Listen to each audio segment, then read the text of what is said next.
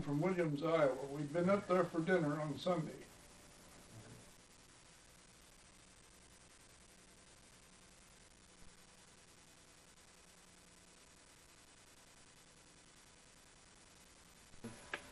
When were you drafted to World War II? Alright, well, let me start off by asking, well, when did you hear about Pearl Harbor? Well, we heard about it on the way home from Williams, Iowa. We'd been up there for dinner on Sunday. And her grandfather and grandmother were riding with us, and I had the car radio on.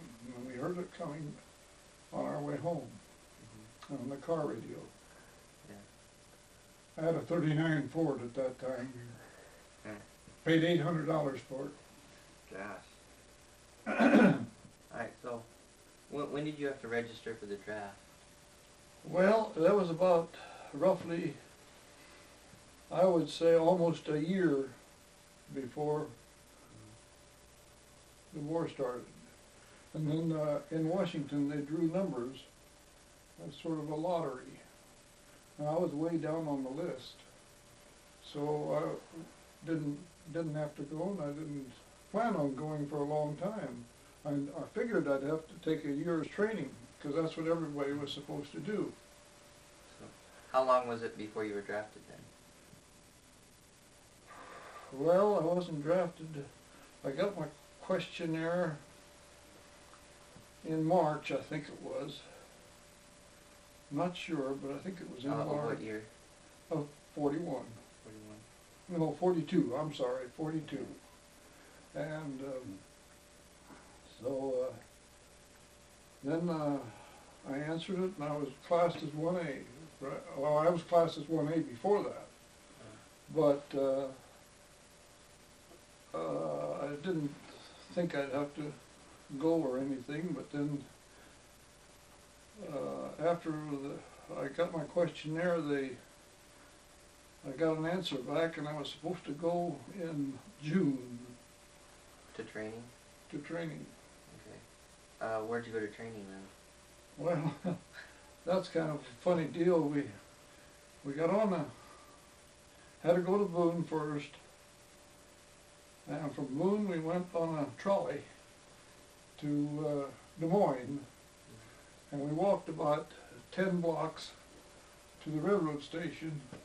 And at that time they were closing down Fort Des Moines and going to change it to Wax. And the Camp Dodge hadn't opened yet.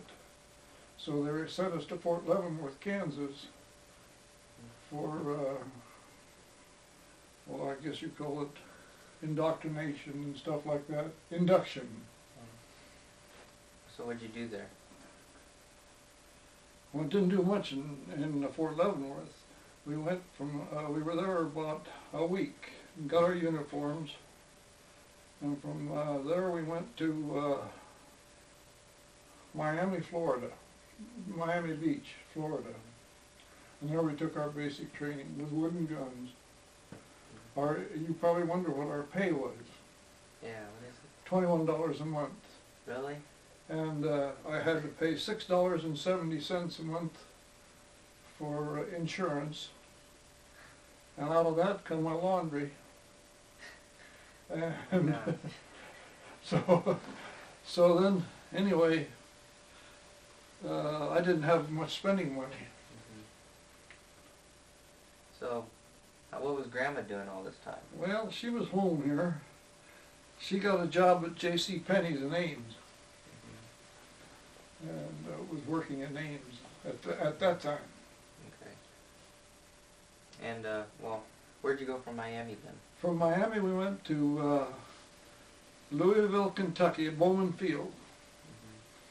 I was placed in the Air Corps, or Air Forces, and went to Bowman Field, and we were there. I was the 35th, and my buddy from Des Moines was the 36th. We were the 35th and the 36th man in our outfit. It was just forming. It was a troop carrier outfit. What I mean by troop carrier, we had these DC-3 cargo planes that carried troops and supplies and paratroopers and they landed and hauled them down to, well, later on, they'd haul and made ambulances out of them and hauled them to the hospitals, bigger hospitals. And you were in the Air Corps? I was in the Air Force, you know. They called it Air Force, Army Air Forces. So you didn't fly planes, did you? No, I didn't fly. I didn't think so. Well, I flew, but I mean, I didn't pilot or anything like okay. that. So what did you do on the planes? I didn't do anything on the plane. I was just a truck driver. Oh, okay. Supposedly.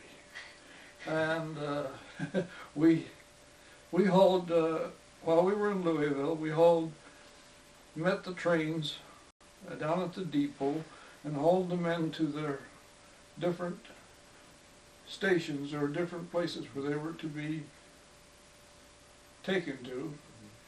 And we'd go in convoys, and we drove all around Louisville to the different camps around there. So where'd you go from Louisville then? From Louisville we went to Fort Benning, Georgia. And there we hauled paratroopers, our outfit did. Were you still in training at this time? No, well, I didn't need much training because I was a truck driver and or a dispatcher. Okay. Because this fellow in Des Moines, they made him truck master and he made me his dispatcher.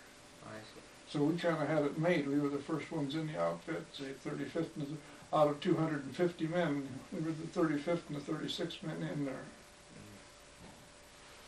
So you were still driving trucks in Georgia then? Oh, I drove truck, yeah. Okay. Well, where'd you go from Georgia? From Georgia we went to Maxton Air Base in Maxton, North Carolina. And you driving trucks there still? Yeah, we drove truck. I drove truck there. And about that time it was getting close to Christmas time and I was expecting a furlough to go home. And some of the other fellows, they had all hardship furloughs and stuff like that, so they got to go ahead of me. And I never did get a furlough. Furlough is just like a leave, right? You have to leave to go home. Yeah. And But I didn't get to go because they, just about the time it was my turn to come up, why they put us on the alert that we were to be shipped overseas. so what happened then? So then they loaded us all on a train, and we went for 7 days and 7 nights up and down, we was going west. We went to San Francisco or Pittsburgh, California, and we went just as much north and south as we did east and west because they wanted, and we had to keep the blinds closed on our train, and they didn't want people to know that it was, everything was so secretive in them days. And all the troop movements were. And we got to Pittsburgh, California, and we were there just a few days. They issued us all new uniforms, all winter clothes, heavy, long underwear, two of everything of winter clothing. So we thought sure we were going to Alaska. That's where we figured we was going. So where'd you end up going then? Well, they put us on the ship on New Year's Eve of '42 and pulled us out in the harbor, and we sat under the Golden Gate Bridge and watched the traffic going back and forth while they were going out and celebrate New Year's Eve. And here we sat on the ship headed for overseas. And so we headed out over the ocean, and the first 3 days I was sick. I mean, I couldn't hold anything on my stomach, and I didn't care if I lived or died.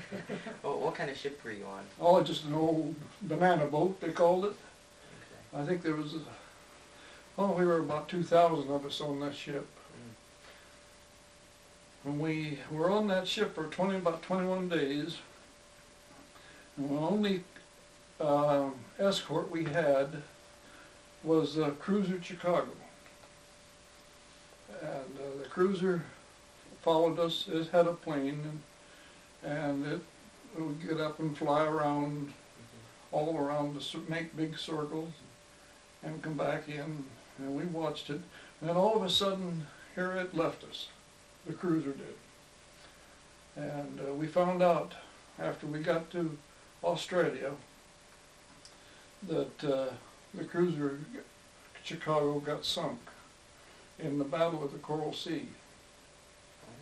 And did it leave you to join the battle? no, they left us right out there like sitting ducks. We were all alone by ourselves. So they sunk it when it was right by you then? No, they sunk it when it was gone, when they'd left us out of our sight anyway. Oh, okay. We don't know where it was at, but anyway, it got sunk. So we ended up in Townsville first, Australia, and we unloaded for 3 days and 3 nights. We hauled ammunition, and I did not know we were sitting on that much ammunition, or sleeping on that much ammunition in that ship. If that torpedo had ever hit us, we'd have gone sky high, because we hauled ammunition out of that thing till who wouldn't have it. And then they put us back on the ship and we went down to Brisbane.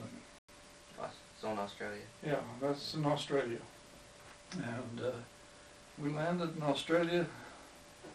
Oh, I don't know, it took us about 2 days to get down there, I think it was, or so, because it was inside the coral reef. We had to dodge all them reefs and stuff. But anyway, we were there at Archer Field, and that's where we were for about, well, it was 7 months from the time we left the United States until we got until we left Brisbane. So how long were you in Brisbane then? Well, I'd say roughly 6 months, or a little bit more maybe. Well, were you driving trucks there? Or? I didn't do much driving there, except haul the people, the fellows down to old town in the evening. We had a bus. There, see, everybody drove on the left-hand side. We had a left-hand drive bus. And did you get confused at all? no, I didn't. I didn't get confused, because all the traffic, it was fairly easy. But I'll tell you, it was harder to drive a truck there than it was to drive that school bus. It was like a school bus, is what it was. So what else did you do while you were there? Really not much of anything, except that hauled the crews back and forth to their planes, and then like I dispatched jeeps and trucks to different jobs. Okay. Well, then where'd you go from there? From there we flew, they put us on an airplane, and we flew to Port Moresby, New Guinea. Wait, what about, I know you've told the story about seeing General MacArthur. Was that in Australia? Oh yes, I'll have to tell you that one. There was a fellow from Virginia. He was a regular hillbilly. I really liked him. He was in our tent the whole time. He was a great fellow. He was a mechanic, and he kept saying, see, MacArthur kept his plane at Archer Field, and he'd take off every once in a while. And we all knew when he was going to go, because everything was supposed to be secured then. I mean, you seen people running around with rifles and stuff like that, and they had his plane all wheeled out and everything. And so this fellow, he kept saying he's going to get MacArthur to salute him. So what he done, but he loaded up a few bricks and junk in a wheelbarrow, and MacArthur had to come down the street by our garage and make a right-hand turn, sharp right-hand turn right at the end of our garage to go to the field. Well, here he had this wheelbarrow, and here we all signaled him, and he got out there and he took his wheelbarrow and he stood there like that, dropped his wheelbarrow right in front of MacArthur's car, and MacArthur saluted him back, and he picked up his wheelbarrow and went on. So then he just drove on by and was playing then? Yeah. Okay. Then we went on up to New Guinea after about six and a half months or so. And after we'd been up, we was at Port Moresby. I don't know just how long we were at Port Moresby. We hauled paratroopers into Nadzab and Leh. They dropped the paratroopers on Nadzab, which was nothing but a big plain, a big valley, what they call the Markham Valley. In New Guinea? Huh? This was in New Guinea? This was in New Guinea. And when they dropped there, they had this kunai grass that probably grew as high as this ceiling. And they had to burn that off. So they could land? So the planes could land on it. So the paratroopers burned that off. And after they burned that off, why, the planes started landing on the ground. Didn't have any airstrip. And with other supplies. Now the way we hauled supplies, we break a 2.5 ton truck in two. They were fish plated right behind the cab. What I mean by fish plate, the frame was about that deep and bolted together like this with bolts. And we'd drive that up on a ramp onto the plane. We'd have to let the air out of the left front tire in order to go through the door and make the turn and drive it right on in. Well then, we hauled planes, we hauled trucks, jeeps, supplies, of all kinds of supplies, ammunition, and everything the planes did. Not us, but the planes did. And then we'd go up there and assemble them trucks, put them back together again, and take them to the different camps where the supplies were supposed to go to. So there was a lot of different camps there? Yeah, around? yeah. So how long were you doing that? Well, we didn't stay there too long. We went from there to Boona Bay. That's still New Guinea? That's still New Guinea. And from there to Finchhaven. And that was the dirtiest, rottenest place I ever saw in my life because of it rained continually. And it just continuous rain. It was regular, and heat. The heat was very depressing. And it was just terrible. It just reminded me of going out in the cornfield. We didn't have, at that time at home on the farm, we never had any spray or anything for cockleburrs and stuff like that, but we had to go out and pull them in between the corn rows in about the month of August or so. And it reminded me of going out in them cornfields in the summertime when the heat was just steaming up at you all the time. And of course there was a lot of snakes and earthquake. They'd have movies every once in a while and you'd sit on a box. You could feel that earth just moving like that once in a while. There's nothing but coral underneath you. Really? Coral. Coral? Oh. Coral rock. Oh. So where'd you go from there? From there we went to Hollandia, Dutch New Guinea. And I met quite a few fellows there. One of them was an old school teacher from Kelly, Iowa. And he was a skipper or head of a ship on a LCI, a landing craft infantry. And we went up there, and we could go anywhere we wanted to. Because we all knew the pilots. The pilots all knew us. We could hitchhike whenever we wanted. Whenever a plane went anywhere, we just asked the pilot if we could go with him, sure, hop in. And you could go whenever you wanted to go. Fact is, when we were down at Moresby yet, I'll have to tell you this story. I'm going back again. But I was charged of quarters one night. That's the one that stays up all night and wakes the guards and the cooks and stuff like that, and sees that everything is okay in camp. And there come a guy in, there was a big long orderly room, well, like a barracks deal, and I don't know, it must have been 50 feet long, and we just had one light bulb there, and the guy come in there and threw his bag down and wanted to know if he could stay there for the night. I said, sure, go ahead. Keep me company. I said, help keep me awake. So he walked up a little closer, and I said, looked at him, are you Wayne Frisk? And he said, yeah. I said, where are you headed for? Well, he said, I want to go to Australia. He said, I'd like to know if I catch a plane to Australia. I said, sure. I said, I'll get you one in the morning. Where were you at this time? I was in New Guinea. Oh. But he had to go to Australia to get a plane to go home. He had a 30-day furlough. I see. And so I said, yeah, sure. So we had staff sergeant pilots. And I got one of them staff sergeant pilots and asked him if he could take him down to Australia. We had flights going down there. I said, sure, go ahead. He said, and he took him down there, and then when he come home, then he told June where I was at and where he met. He went seen June and talked to her. Because she didn't know, did she? Well, she had an idea where I was at, but that was about it. Because they like censored your letters. Yeah, well, our letters were all riddled, all cut up if we said anything we wasn't supposed to. Yeah. So they cut them out.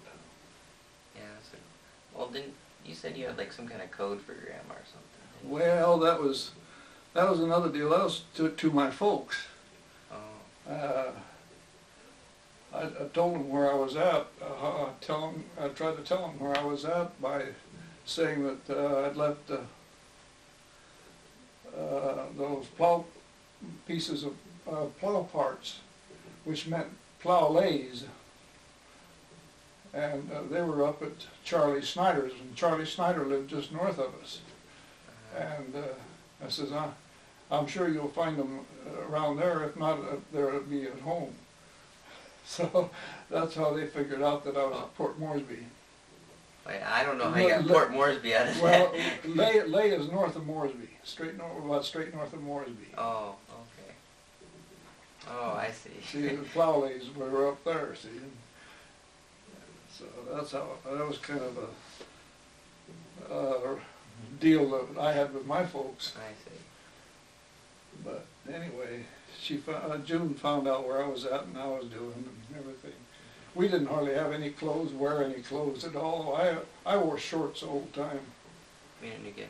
Yeah, and no top, just shorts. So where'd you go after New Guinea then? Well, then we got on after we left Hollandia, we got in Hollandia, and we got on an LST, a landing ship tank.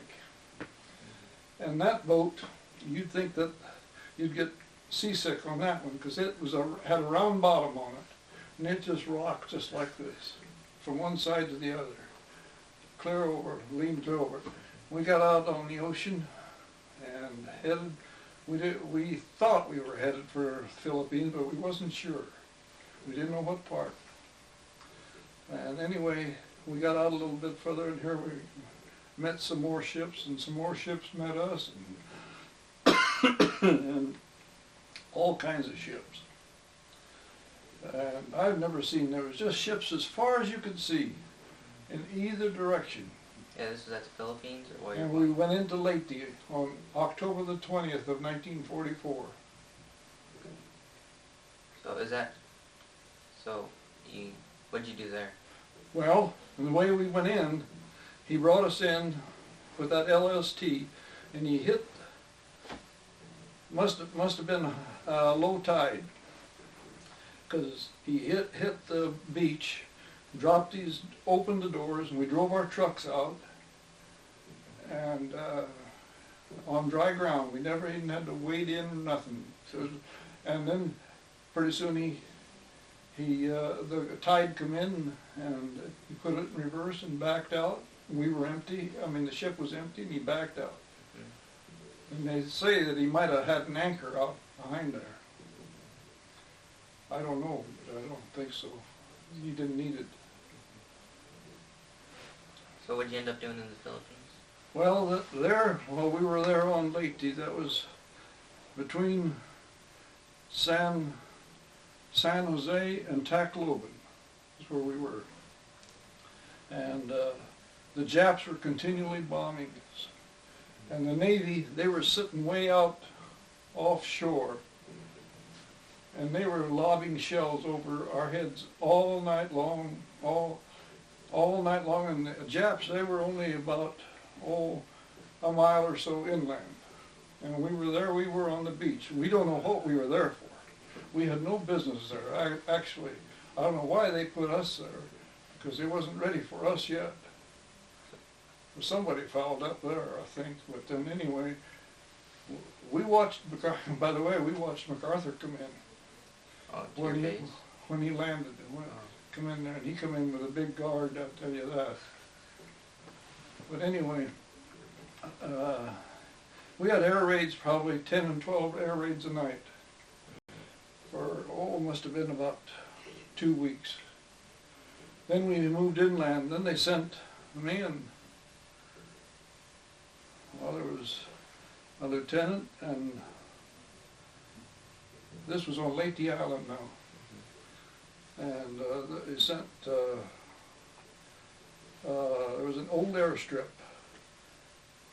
in, I don't know, must have been about 10 miles inland or something like that. And so that was supposed to be secure.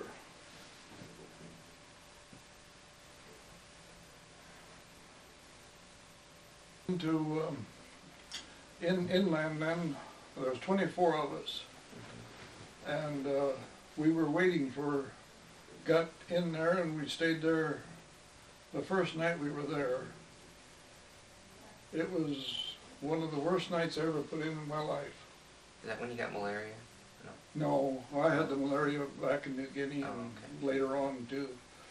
But anyway, this was one of the worst nights I ever put in my life. It was when there was, like I say, there was 24 of us went in there, and all we had was our carbines and one clip of ammunition.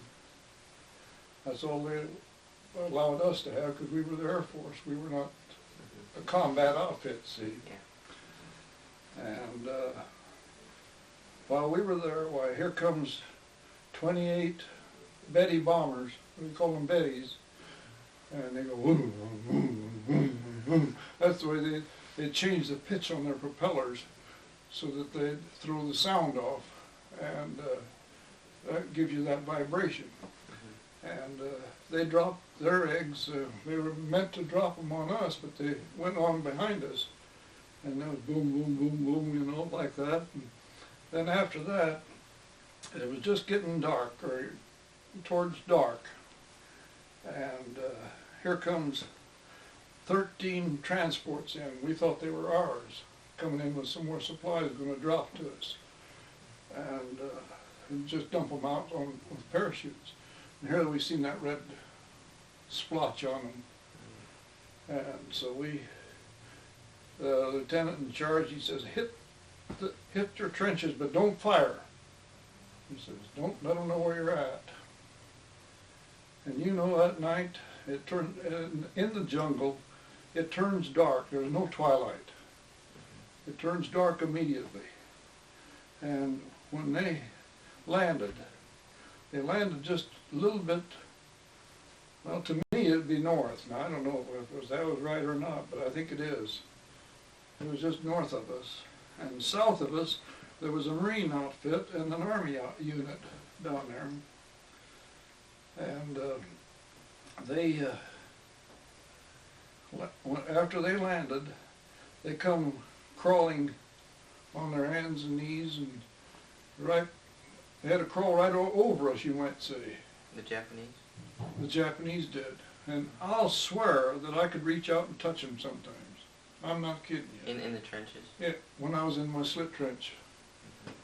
Because it was horrifying, because they would bark like dogs, and they had different signals that they made, and croak like frogs and stuff like that for their signals. Well, anyway, there's 18 that never came back that night.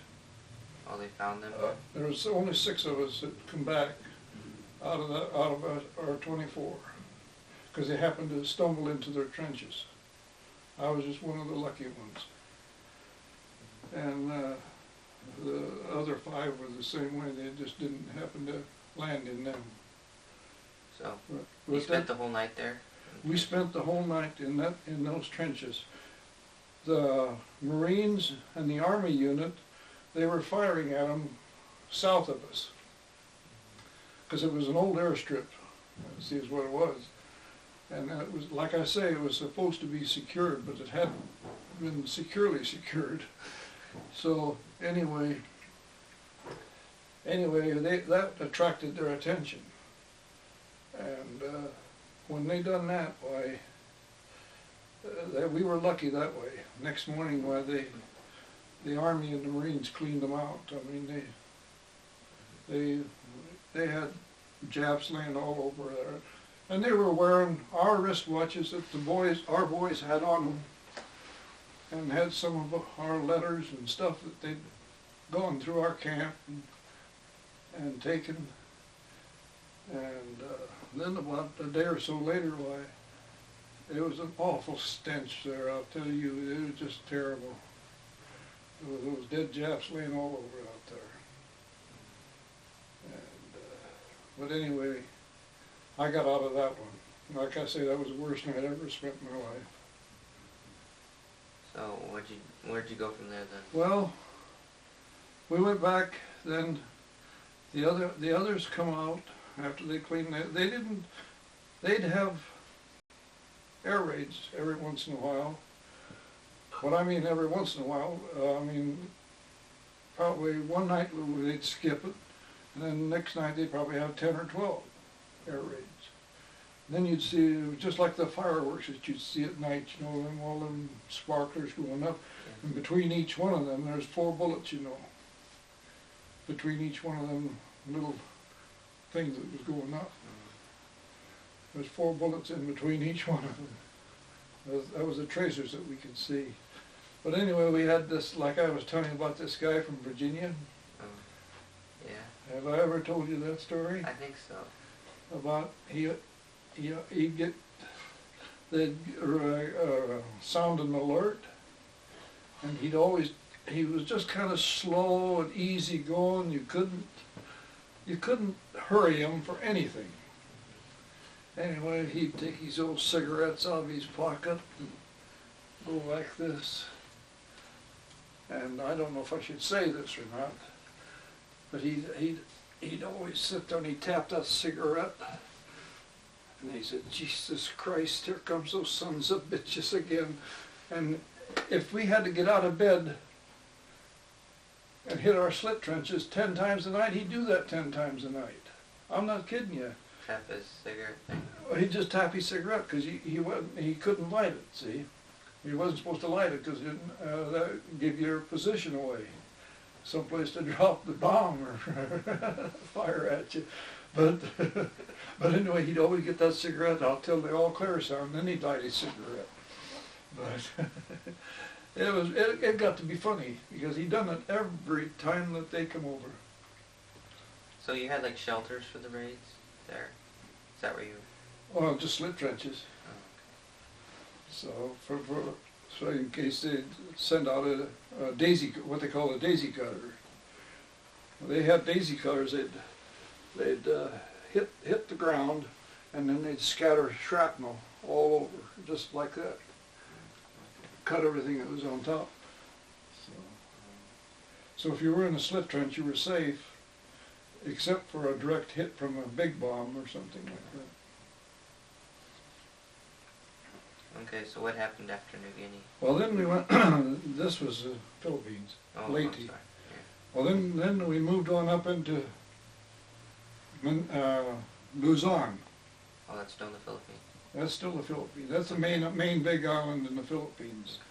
Okay. We went up to Baguio and Tarlac, and then we come down to Clark Field. And we were at Clark Field then for quite a while. And we hauled supplies from Clarkfield to, we were getting ready to move again. And we figured it was to go to Japan is what we figured on, because it was just before they dropped the atom bomb. And we always had somebody, we'd take turns driving the trucks. They had all the trucks they could, and they'd load them trucks up with all kinds of supplies that we could load up with, and haul them down to Subic Bay, down to the ship yards, so they could load them down there. But we always had to have somebody riding a what they call ride shotgun, Yeah. because they had snipers. We had to go through some jungle in order to get to Subic Bay. And was there Japanese like all around you? No, they Like in were the up, jungle? they were up in the hills, some of them, and another funny thing is, well, I made a lot of trips down to Manila.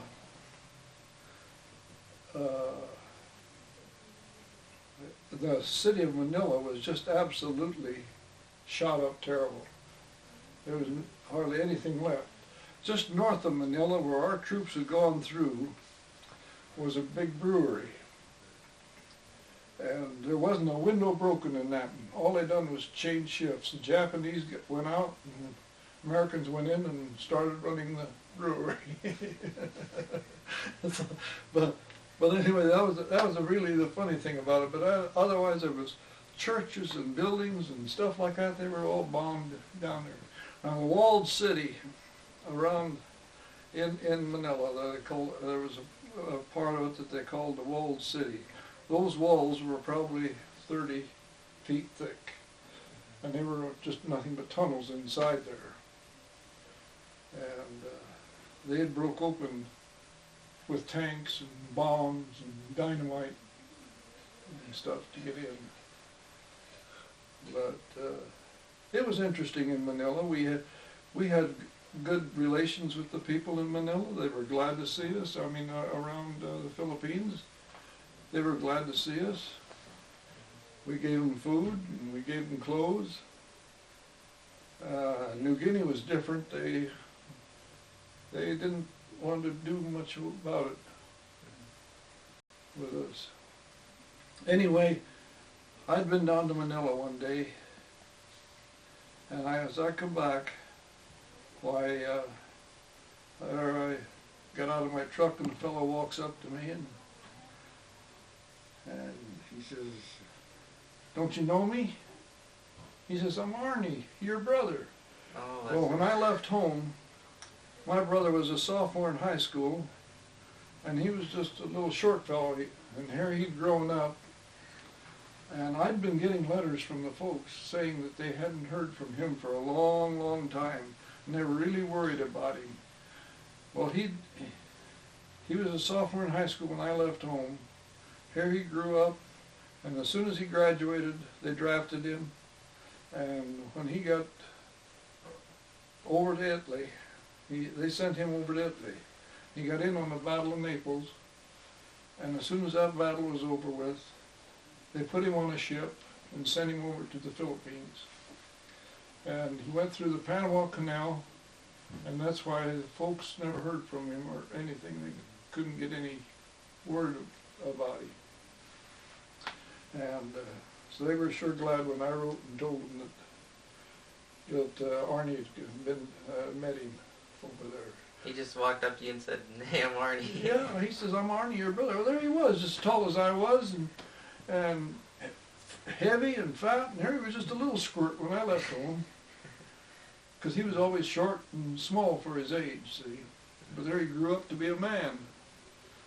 I did not know him at all.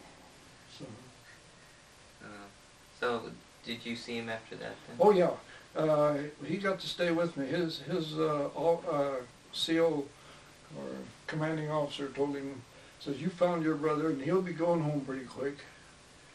He ain't over here that long. Why, you stay with him, and if I need you, I'll send for you." So he stayed with me for about a week. So what did you do after that? At the Philippines? Well, we didn't do much of anything except, like I said, we hauled supplies down to Subic Bay, and then they dropped the atom bomb. Well, then everything kind of come to stop, because we figured the war would be over with. And when the war was over with, why, we didn't have much to do. So We just waited for our orders to go home. so how long was it before you got to go home? Well, I didn't get home until around the first part of November. Of 45? Yeah. So, 1945. Was Grandma happy to see you? Oh yeah, well, Grandma and Vern's wife. See, Vern and I got in the same day, and we got discharged the same day. We were together the whole time in the same outfit, and we even shared the same tent and everything. And so we got to be pretty good friends. And so then June met Shirley, Vern's wife, in Des Moines one day, and then when they found out that we were to be discharged, they decided to drive out to Denver, where we got discharged at Denver. And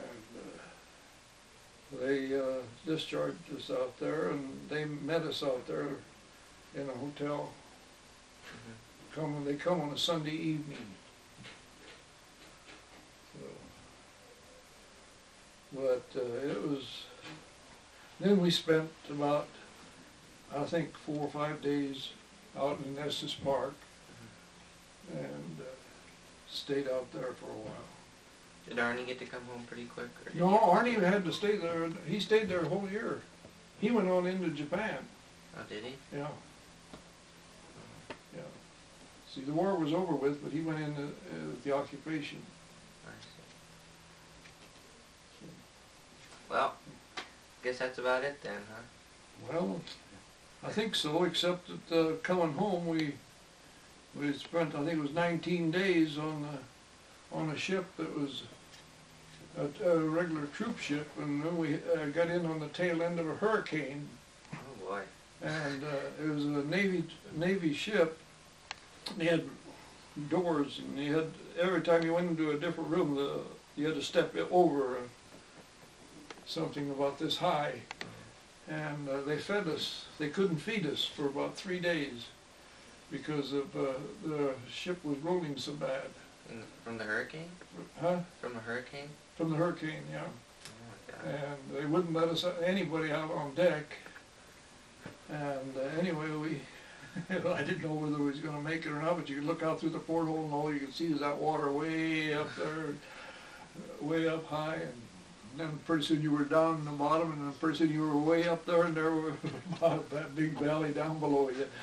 But anyway, the first time that they tried to feed us, I don't know, there was about 2,500 of us on that ship that was coming home. And we got, I must have been close to 2,000 going through the line. Anyway, I walked in there and got my tray, and here the floor was just, it was a metal floor, and slop was running from one end to the other, just everybody had spilt and puked and everything else, and so it was a mess, and I couldn't take it. It almost gagged me. You almost puked? I almost puked, and I went and just dumped my dinner or lunch or whatever it was in the garbage. I don't even remember what I had on the tray. So What was the name of the ship? Do you I remember? don't remember. The one we went over on was the Maui. Maui. Yeah, M-A-U-I, I think it is. So Well, okay then. I guess we're done.